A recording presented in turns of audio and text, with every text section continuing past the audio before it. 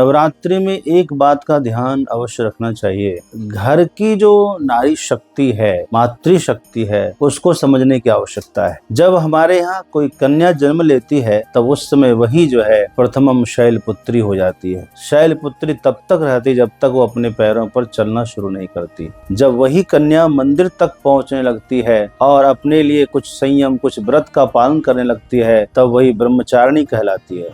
वही कन्या अपना विवाह कर रही होती है, मन पसंद अपने वर का चयन कर रही होती है, तो उस समय में चंद्रघंटा होती है, तृतीयम चंद्रघंटा।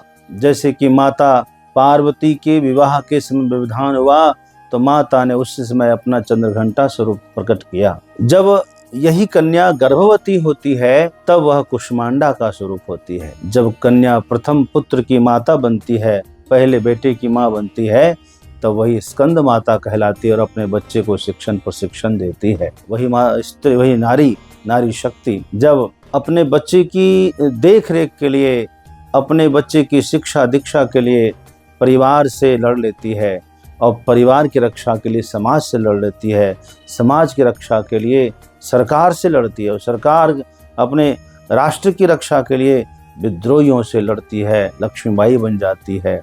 तब यह जो है कात्यायनी बन जाती है, यही कात्यायनी कहलाती है। जब यह नारी शक्ति अपने राष्ट्र की रक्षा के लिए वीरांगना बन जाती है, आक्रामक रूप रणचंडिका बन जाती, युद्ध पर उतर आती है अपने परिवार की, समाज की, राष्ट्र की रक्षा के लिए, तब यही नारी जो है कालरात्रि की तरह दिखती है, महाविनाशकारी होती है। अपने बच्चों के लिए, अपने परिवार के लिए यह कालरात्रि भी बन सकती है। और जब भी यह नारी दादी की पदवी प्राप्त करती है और अपने पूरे परिवार को खुश होने का आशीर्वाद देती है, आस पड़ोस को भी आशीर्वाद देती है, तब यह सिद्धिदात्री बन जाती है। तो नौ दुर्गा तो नारी शक्ति में ही विद्यमान है।